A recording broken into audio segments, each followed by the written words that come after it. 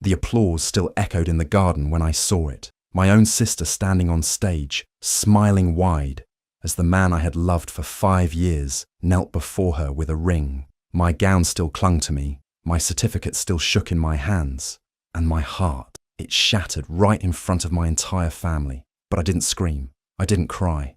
Instead, I clapped too, because what she didn't know was that I had already prepared her wedding gift, and it was wrapped in truth. Ayoma had dreamed of this day for years. She had worked hard, selling akara late into the night, studying by candlelight, helping her mother at dawn before classes began. Every step was a sacrifice. Her mother had struggled alone to raise her, and together they had counted every coin, every tear, just to reach this moment. Finally, after 5 long years at Ankara University, her name was called. The crowd clapped, her heart raced, and she stepped onto the stage, proud and trembling. She held her certificate in her hands, eyes searching the crowd for the one person she wanted to see smiling back at her, Sengo, her boyfriend of 5 years. But what she saw instead stopped her breath. There, just beside the stage, Sengo was down on one knee, not for her, for Zemaya, her own sister. Zemaya stood in a bright dress, covering her mouth in fake surprise, while Sengo held up a ring, the one Ayoma thought was meant for her. The same man who had whispered promises in her ear, who had talked about their future, their children, their little house. He was kneeling before her sister like Ayoma didn't exist. The cheers around her turned to noise, faces blurred. Her fingers clutched the certificate tighter, as if it could hold her together. Her heart broke, not in silence, but in front of everyone, in front of her family, in front of her mother, and none of them looked shocked. No one ran to her. No one stopped the scene. It was like she was invisible. Ayoma didn't cry. She didn't scream. She didn't collapse. She stood there frozen as her sister giggled and said yes. As the man she had loved slid a ring on another woman's hand. Right there, right then, during her graduation party, her moment. But inside her, something shifted, something quiet and sharp. Her moment may have been stolen, but she knew this. The story wasn't ending here. Not yet. Everyone was clapping. The garden was full of cheers, laughter, and flashing phone cameras. It looked like a happy day, like a dream. But for Ayoma, it was something else, something painful, something she would never forget. She stood there in her graduation gown, the certificate still shaking in her hand. Her smile had faded, her heart was heavy, and her eyes couldn't look away from the scene happening right in front of her. Sengo, the man she had loved for 5 whole years, was now holding her sister's hand. He was smiling. Zemaya was laughing, and the ring, her ring, was now on Zemaya's finger. Ayoma wanted to believe it was a mistake, a prank, a misunderstanding, but the truth was too loud to ignore. This was real. This was happening. And what hurt the most? Her own mother was clapping too, cheering, wiping fake tears like it was the best moment of her life. Not one person turned to Ayoma. Not one person asked, "Are you okay?" No one noticed her frozen face. No one saw her pain. She wasn't just heartbroken, she was invisible. Her family, the people who were supposed to protect her, had smiled while she shattered inside. They had known, they had planned, maybe even helped, because how could a surprise like this happen without them? How could her own mother not warn her, not stop it? Ayoma looked around, hoping to see just one person, one honest face, but all she saw were wide grins and excited voices. Her whole world had flipped in seconds. Zemaya caught her eye and gave a big, proud smile, like she had won something, like this moment was hers and always had been. And Sengo, he didn't even glance at Ayoma, not once, like she was a stranger. Ayoma's fingers dug into her certificate, trying to stay strong. Inside, she felt like screaming, like running, like asking why. But outside, she didn't move. She didn't cry. She didn't speak. Instead, she smiled. Yes, she smiled back at them. A small, quiet smile, the kind that made people think she was fine. But inside that smile was something else, something sharper than pain, a silent promise. Because Ayoma had learned something that day. Sometimes, the deepest pain doesn't scream. It waits. And when you are betrayed by your own blood, when the people who should stand beside you turn away, you don't always need to fight. Sometimes, you just need to watch and smile. Ayoma stood there for a while, quiet and calm. No one noticed the storm inside her. Her heart was broken, but her face did not show it. She looked at her sister, Zimaya, laughing and showing the ring to everyone. She looked at Sengo, standing proudly beside her, holding her waist like he had never loved anyone else. Ayoma had every reason to scream, to shout, to ask why they betrayed her, but she didn't. Instead, she walked toward them slowly. People thought she was coming to give a blessing or join the celebration. She moved with grace, not pain.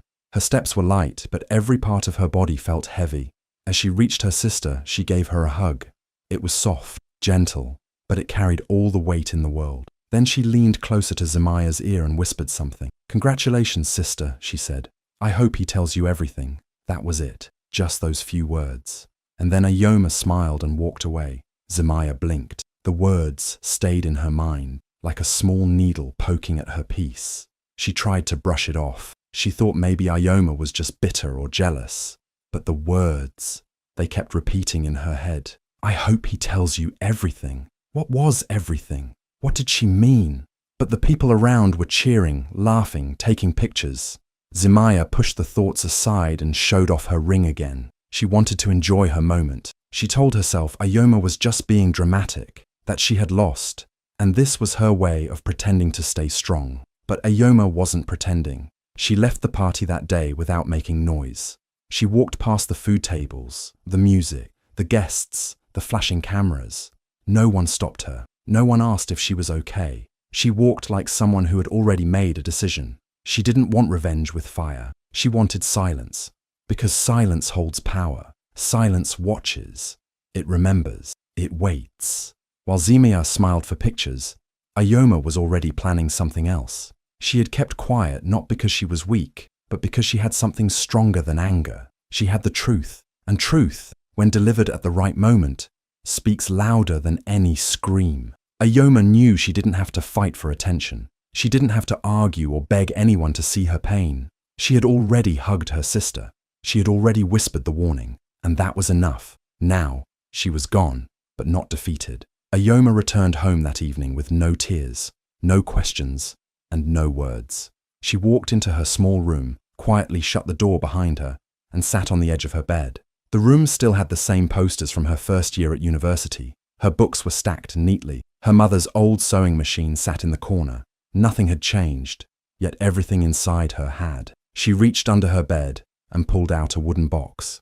It was old and scratched, but she had kept it locked for years. She remembered the first time she placed something in it, her first letter from Sengo when they were still teenagers. She had once thought it was a box full of love, but now it was full of answers. She opened it slowly. Inside were things most people would have thrown away. Old love letters from Sengo, written on cheap paper, still carrying his messy handwriting. Receipts from restaurants they had eaten at during university. Movie tickets from dates. Photos of them laughing together. Arms wrapped around each other. Even silly gifts, like a broken keychain he had once given her saying, "You hold the key to my heart." But deeper inside the box were more serious things. There was a hospital report. It was the one from the clinic she had gone to in her second year. The one that showed she had lost a baby. His baby. No one knew. She had told no one, not even her sister. Sengo was the only person who had been there. He had cried that day and told her he would never leave her, that they would build again, that they would heal. But now, here she was, alone with the truth, while he stood beside her sister, like none of it had happened. Then she saw it. A small black diary, Sengo's diary. He had once left it in her room by mistake and begged her to burn it after reading just a few pages. He said it had things he regretted, things that no one should know. She had almost done it, but something in her heart told her to keep it, so she had locked it away. Now she opened it. Page by page, she read the truth about his lies, about how he had used her kindness, about how he had only stayed for her support, her money, her loyalty. He had written about other women too, women he had met while still dating her. Ayoma's hands didn't shake, her face didn't change. She just kept reading, folding each secret into her heart like fabric waiting to be sewn. Now she understood. The silence had a reason, the box had a purpose, and the truth was finally ready to be used. The wedding day finally came. Zemaya had spent weeks preparing every detail. The decorations were bright, the music loud, the food plenty. The whole village was talking about it. Everyone was invited, neighbors, church members, even distant relatives. People wore their best clothes. Children ran around with balloons. The bride was glowing. The groom, Sengo, stood tall beside her like a proud man starting a new life. But one name was missing from the guest list. Ayoma. She had not received an invitation, not even a phone call. Her mother didn't ask if she would come. Her uncles, aunties, even cousins stayed quiet. Everyone acted like she was no longer part of the family. They thought she had moved on, that she was somewhere far away, healing, busy with work or life. But Ayoma was not far.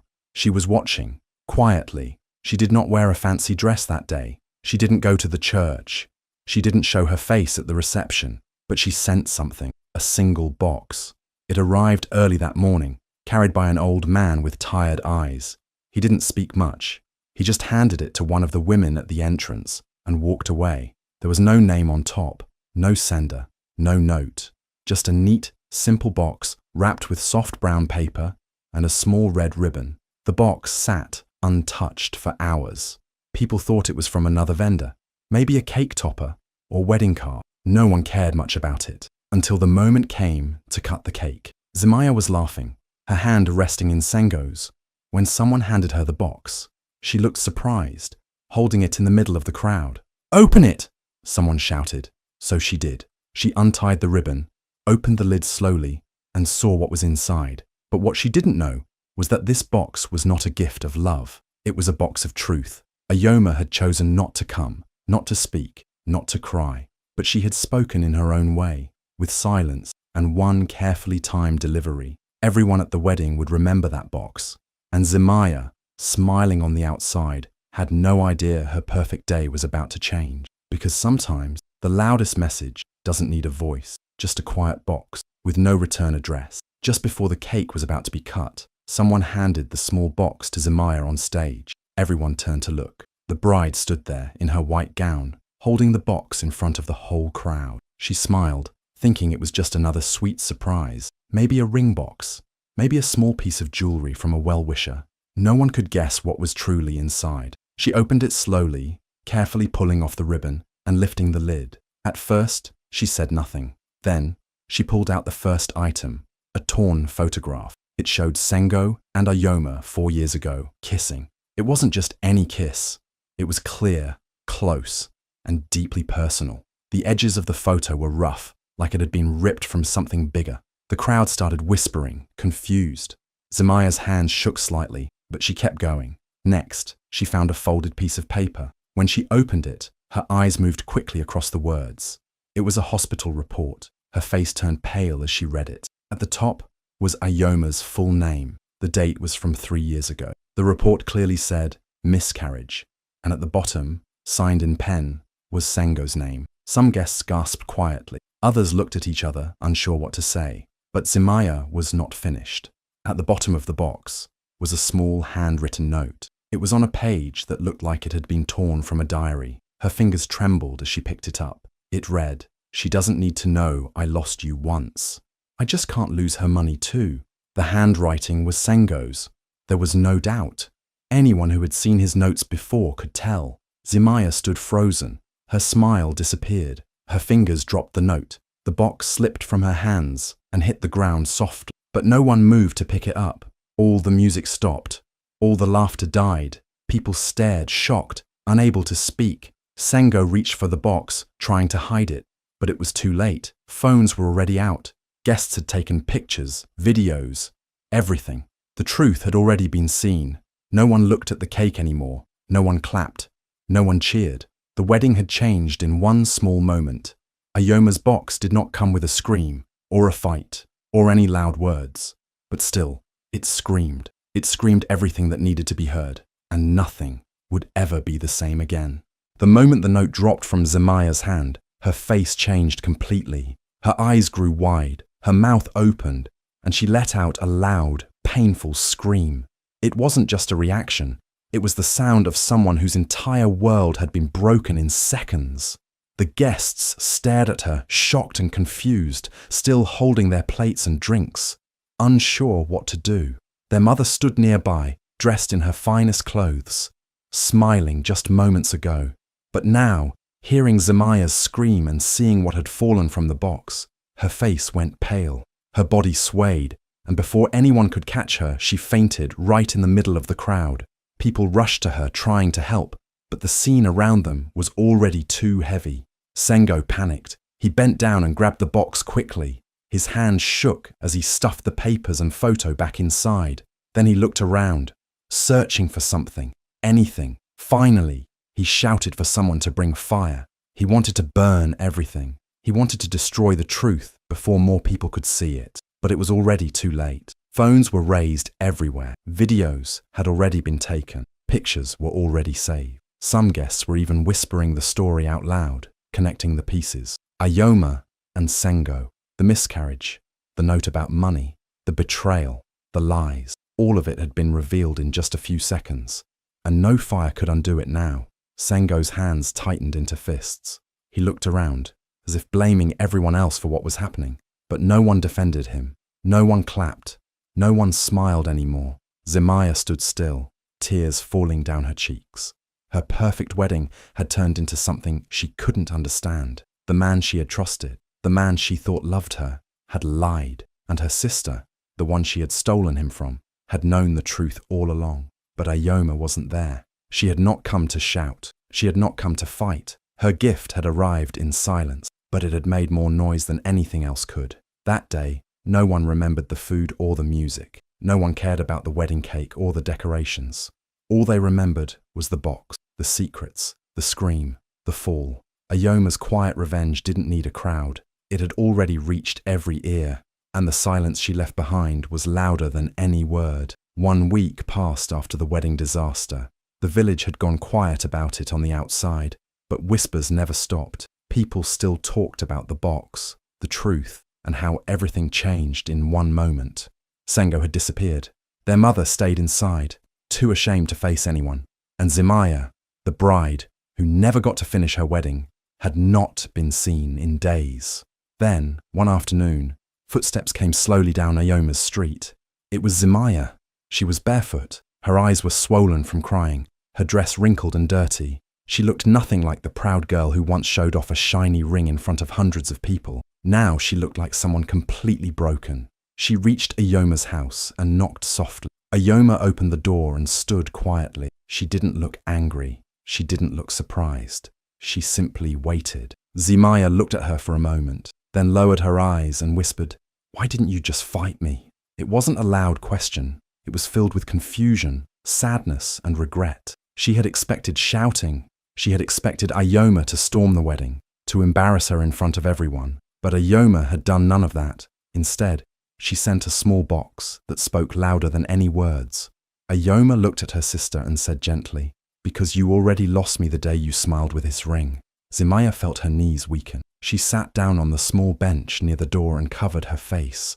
She wanted to explain, to say sorry, to ask for forgiveness, but the words didn't come out. Because sometimes, when you hurt someone too deeply, no words are enough. Ayoma didn't yell. She didn't cry. She simply stood there, strong and calm. She had already cried her tears. She had already broken once, and now she had nothing left to break. Zemaya knew she couldn't fix what had been done. She had betrayed her own sister for love, only to find out that the love was built on lies. And now, even her apology felt small. She stayed there for a while, sitting in silence, while Ayoma stood like a wall that couldn't be moved.